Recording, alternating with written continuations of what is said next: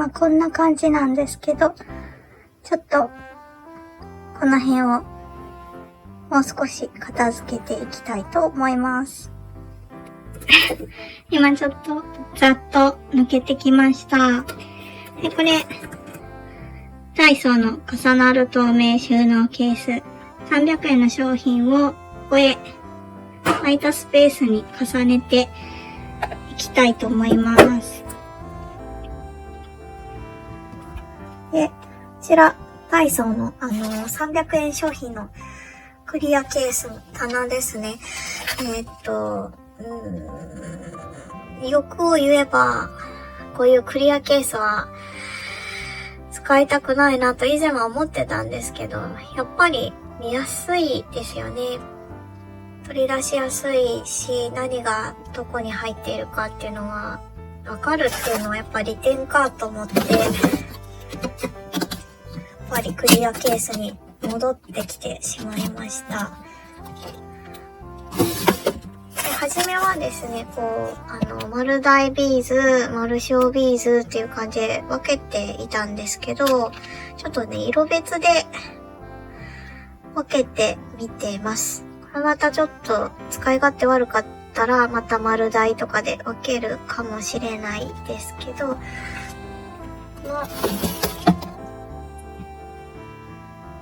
中がこんな感じで、ここがピンク紫系ゾーンなんですけど、こちらですね。こちらで使っているこのケースはですね、先ほどの小物収納 7P ケースの中に収納されているものになります。でも、外側はちょっと使わずに中だけ出して、ここに収納しているっていう形になります。で、こちらはですね、Amazon で購入したものになるんですけど、こちらはちょっと大きめのものを使って、パールだったり、アクリルビーズだったり、ビジューだったり収納してます。こんな感じでね、このダイソーとかセリアで売られてるこの小物収納 7P ケースだと2段こんな感じで収納できるので、こういうビーズ系は小物収納 7P ケースのものを使ってるんですけど、ちょっと大きいアクリルビーズとかはこれだとちょっと個数が入らないので大きめのものを使用してます。こんな感じにね、今机の上片付けてきてるんですけど、これはパーツ類ですね。ビーズとかの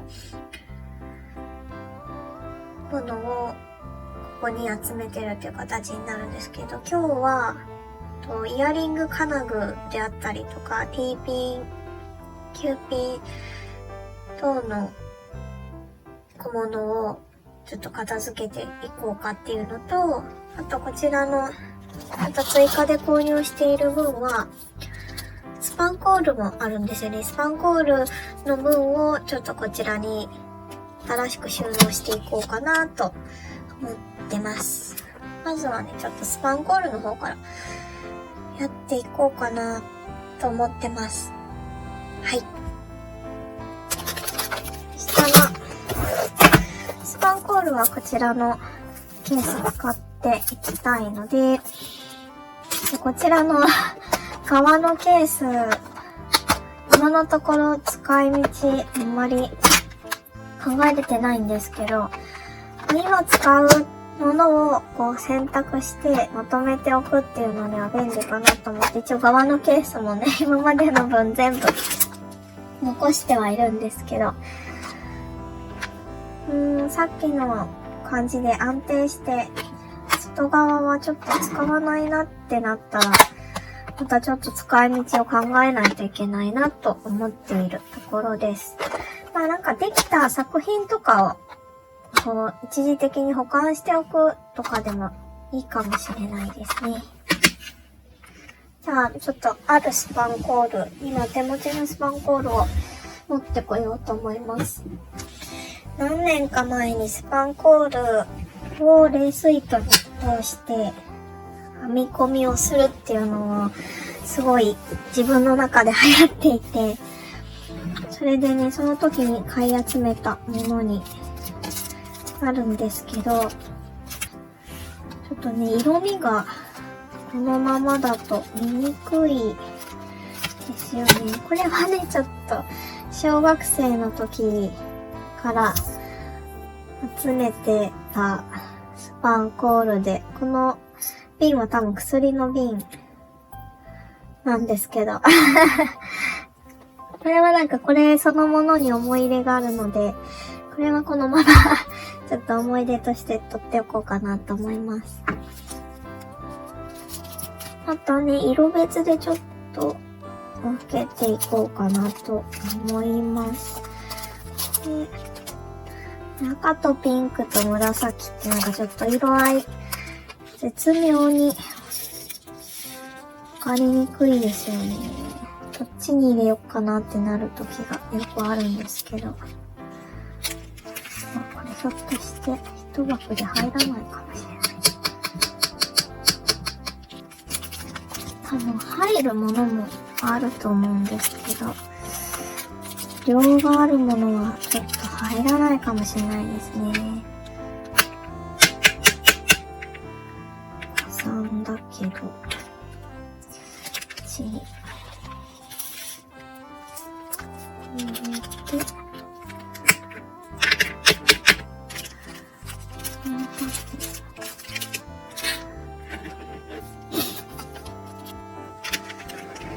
とりあえず入れていきましょうかね。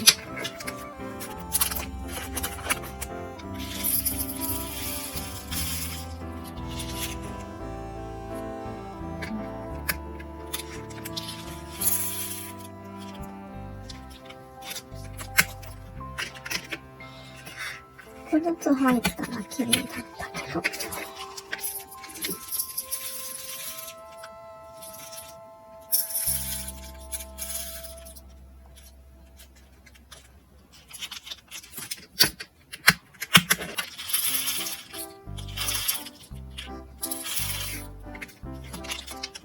だいたい2枠使いますね。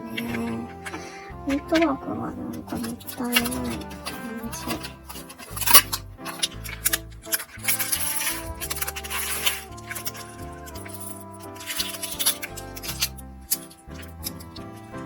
調子に乗った。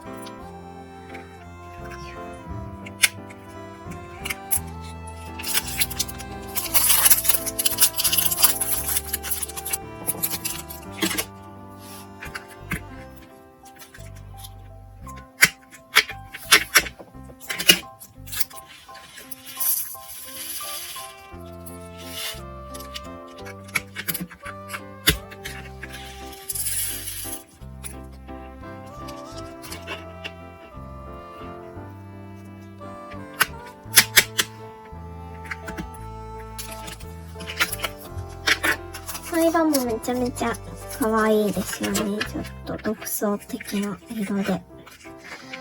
スパンコールもね、すごい好きで集めてたんですよね。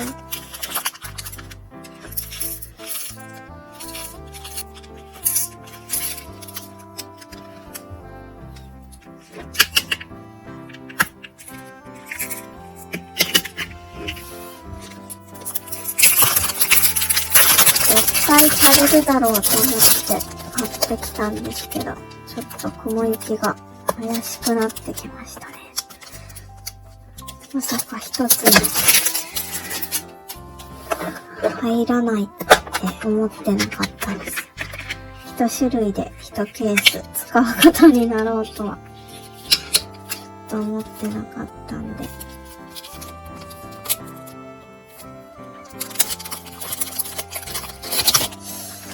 これはめちゃめちゃね、可愛いんですよ。小さな手芸屋さんっていうところで買った4ミリのすっごい可愛い。わかりますかね？その模様が入ってるスパンコールなんですけど。ちゃ可愛くて、これ。このまま糸で入るかな。あ、これは入りますね。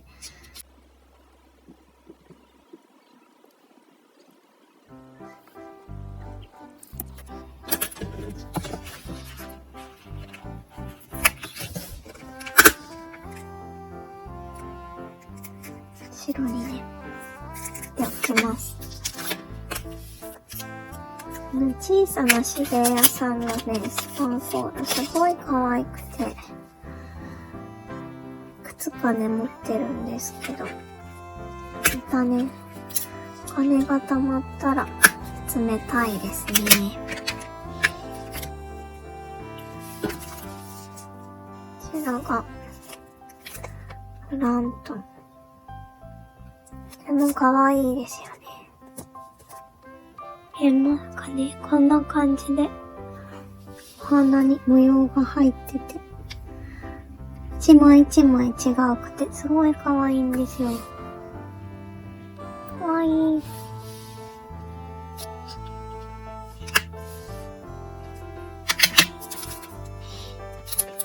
これはね、多分、ミンネとかで買ったスパンコールですね。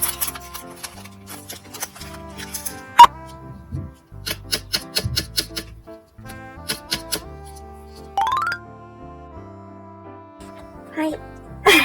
ちょっと予想外にいっぱい空いてるとこもあるんですけど、無事ね、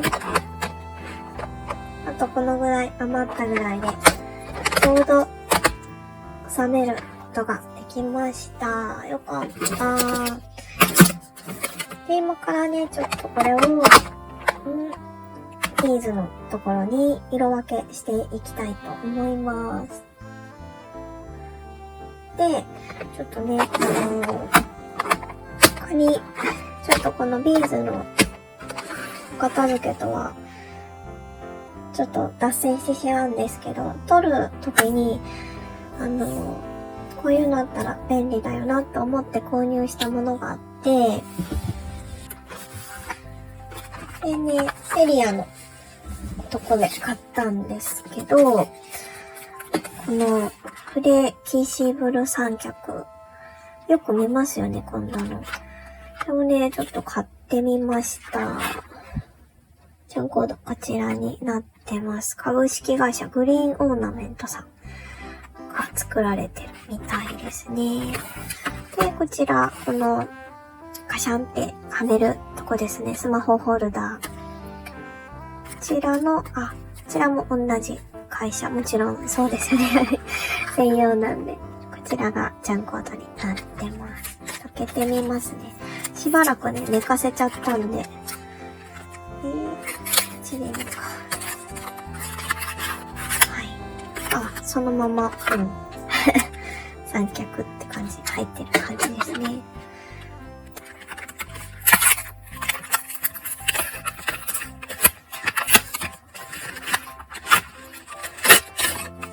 ね、100均商品とは思えないですよね、これ。ちょっと予想とは違いました。これ、なんか私もっと、ここのね、足が硬い、ビーズっぽい感じの樹脂でできてるものだと思ってたら、あれですね、スポンジっぽい素材でできてますね。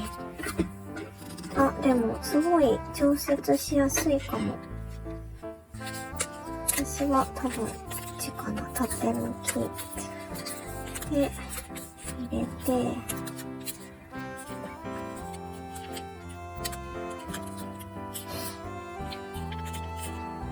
で、ここが、止める感じですね、ネジでギュッと。で、ここも結構、可動がすごい動く感じですね。こうと、真横の感じと。で、ここも全部こう動くので、可動範囲が広いですね。これでね、ちょっと、さっきは手で写したんですけど、これでちょっとビーズの収納棚のとこ写してみようと思います。はい。三脚で撮影してみてます。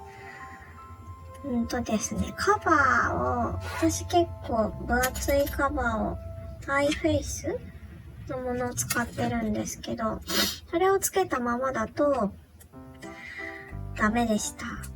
つけれなかったですね。なのでカバーは外さないとダメだったんですけど、あとはね、問題なく使えますね。新しく卓上を撮るのにいいお供になるんじゃないかなと思いました。そしたらね、早速この入れたビーズじゃなかった、スパンコールをね、収納していきたいと思います。色別で分けてるので、ピンクですね。8ミリの薄紅色。こ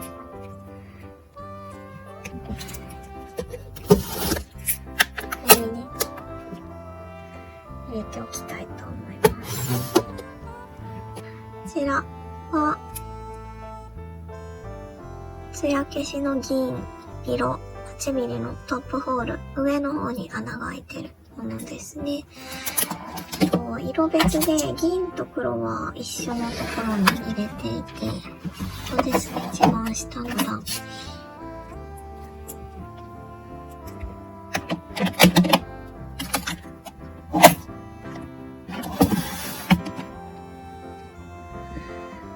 スパンコールはスパンコールで入れてもいいのかもしれないけど、ちょっとここら辺は使ってみて検討しようかな。はい、こちら艶消しの黒8ミリ。こ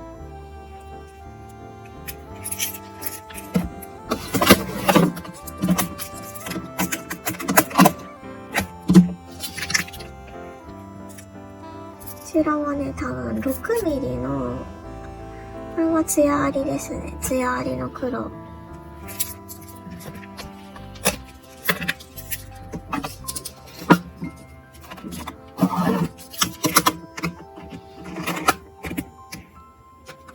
で、これも多分6ミリの、これは艶消しですね。艶消しの金色シルバー。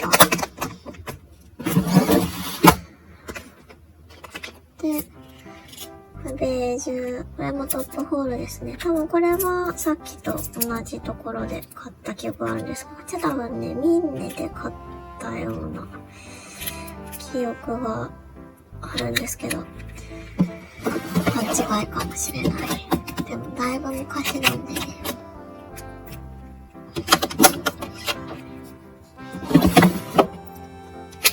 で、これは8ミリのトップホールと、6ミリのトップホールの白、ホワイトですね。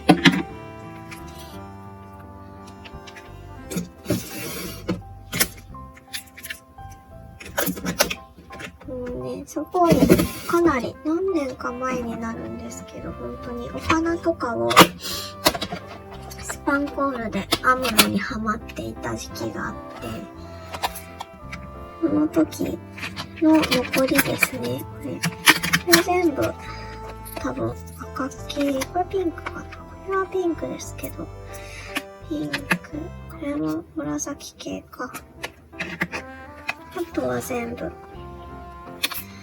れもピンクか。あとは全部赤系のとこに入れようかなと思います。ここ2つがトップホールですね。多分これは4ミリか5ミリか。5ミリかな。これも5ミリで、多分ね、中途半端な、これ何ミリだったかな ?6 ミリだったか。トップホールじゃなくて、これも真ん中に開いてるタイプで。これすごく好きなんですよね。かわいいと思って。これはね、赤系なんで、ちょっと今映ってないですけど、一番上のとこにね、収納していきます。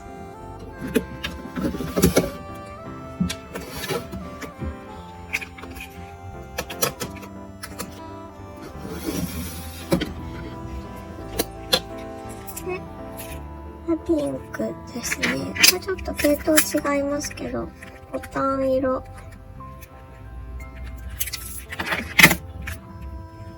楽天で買ったと思いますね。ボタン色、ちょっとピンク系と、これは多分、ミンネだった気がしますね。これはピンクゾーンに入れようと思います。ピンクもなんかこう、いろんなピンクがあるから、難しいですよね。よいしょ。これ結構好きなスパンコールなんですけど、蛍光オレンジ。めっちゃ可愛いんですよ、これ。それでなんか作りたいな。オレンジなんで、オレンジゾーンで。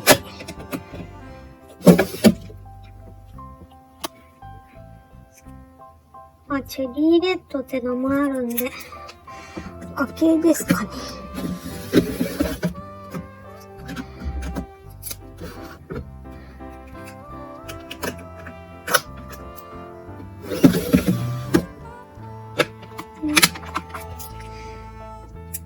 ちらは、ピンク 8mm トップホールですね。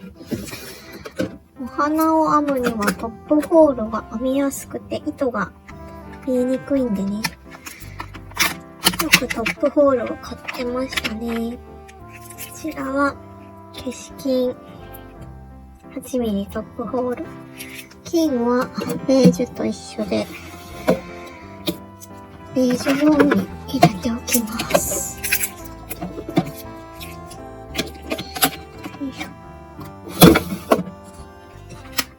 ちょっと独々しいウイルスみたいなこちらはね、確かミンネで買ったと思います。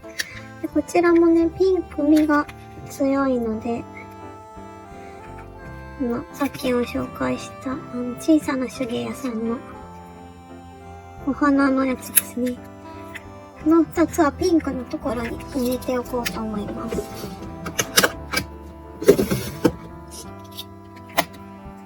これも小さな手芸屋さんのお花。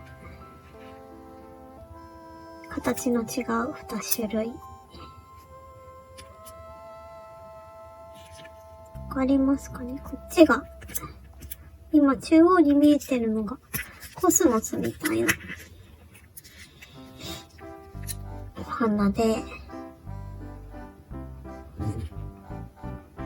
こんなお花。こっちが普通のね、5枚の普通のお花。こ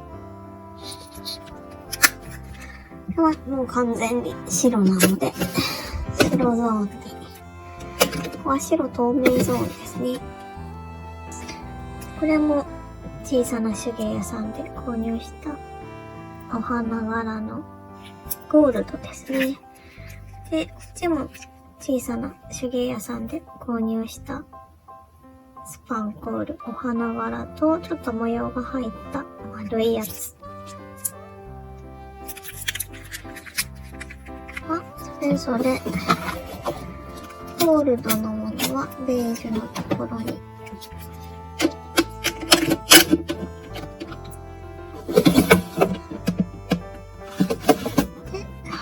ブラックとシルバーは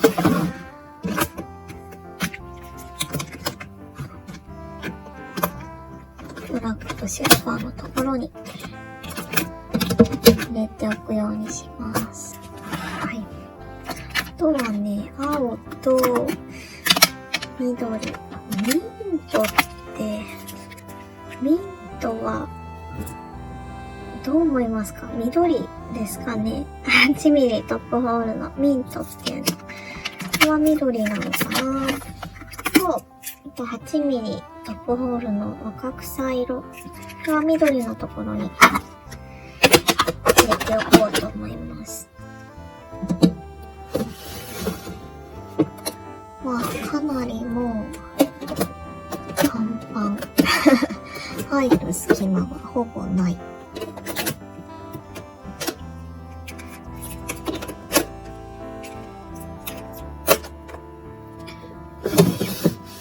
で、これが、こっちが小さな手芸屋さんの白地にちょっと水色がかった模様が入ってる。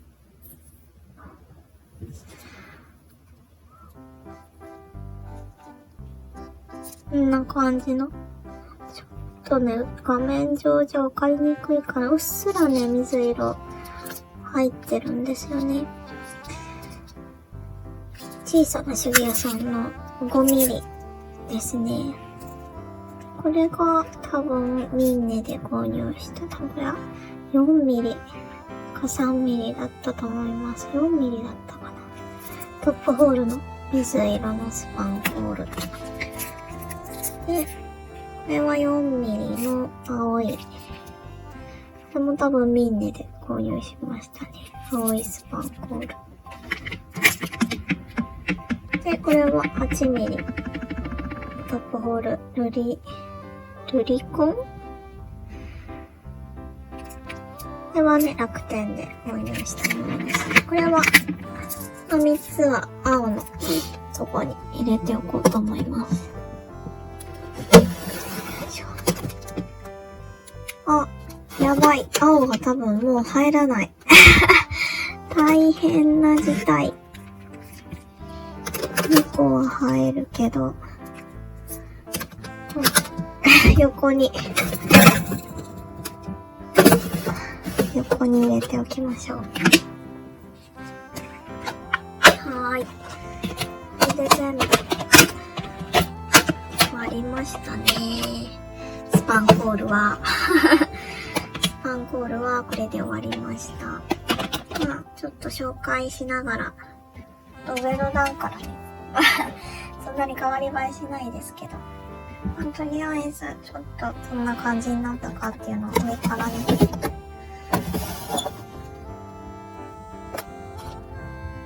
こんな感じでね、赤ゾーン、ちょっと若干色的に紫っぽく見えるんですけど、実際赤のものを入れてますね。ここはピンク、紫ゾーン。こんな感じ。こ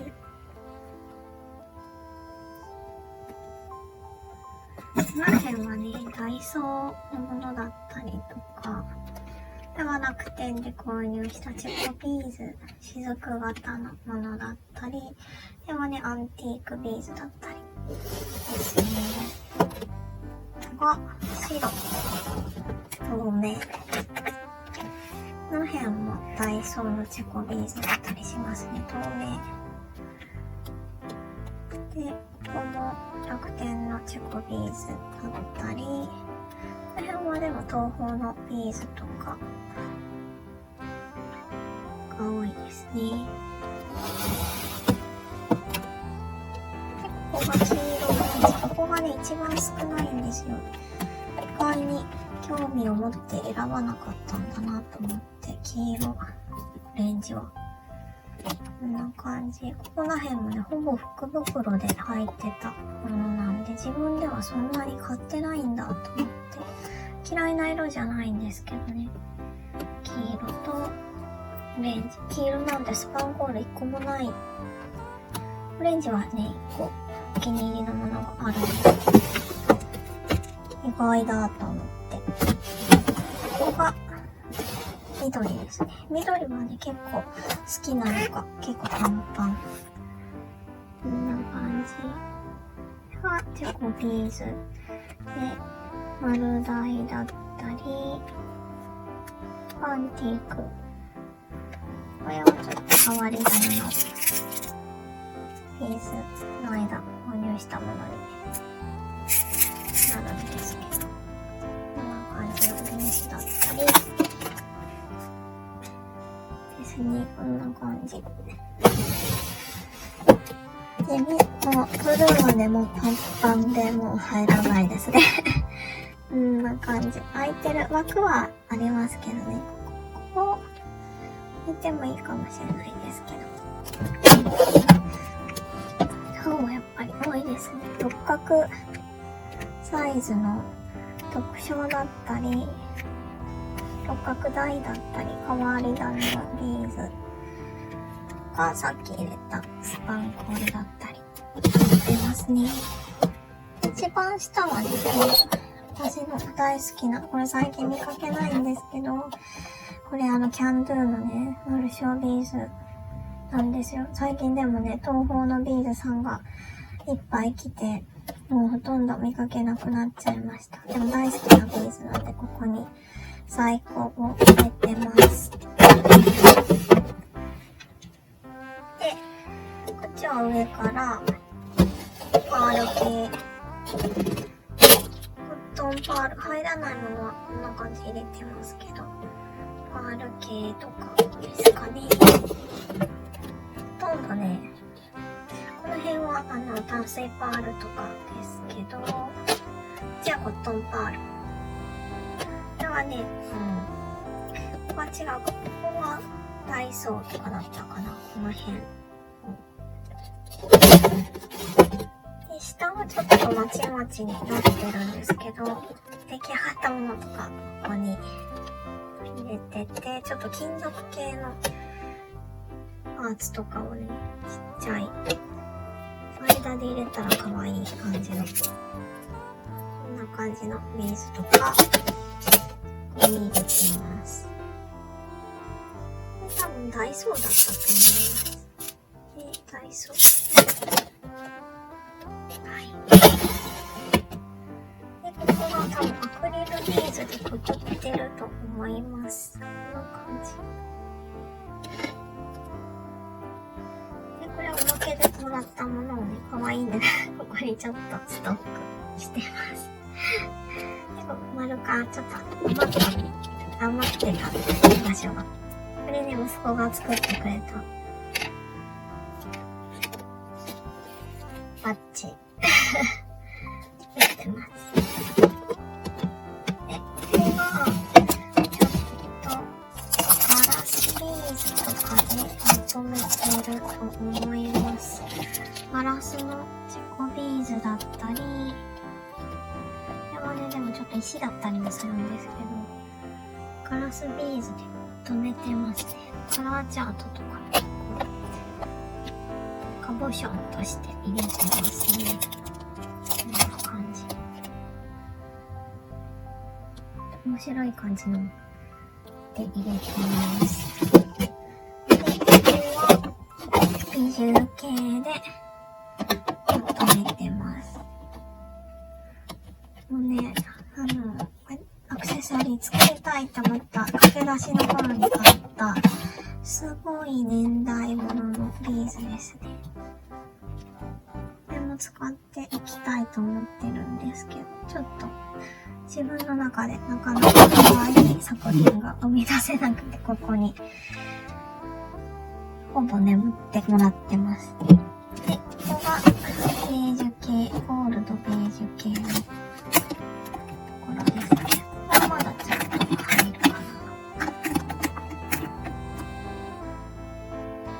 こんな感じ。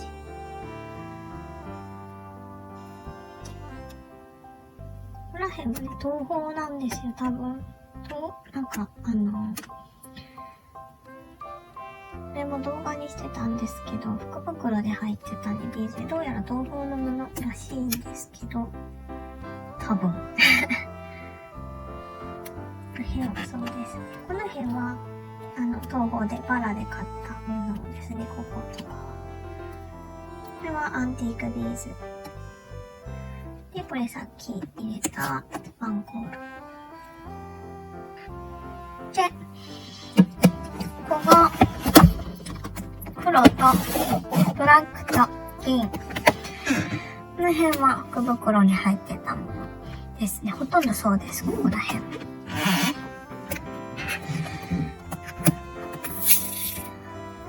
そこの方にはチョコビーズとか入ってますね。この辺小さなシュリアさんの先ほどお見せしたスパンコールとかが入ってます。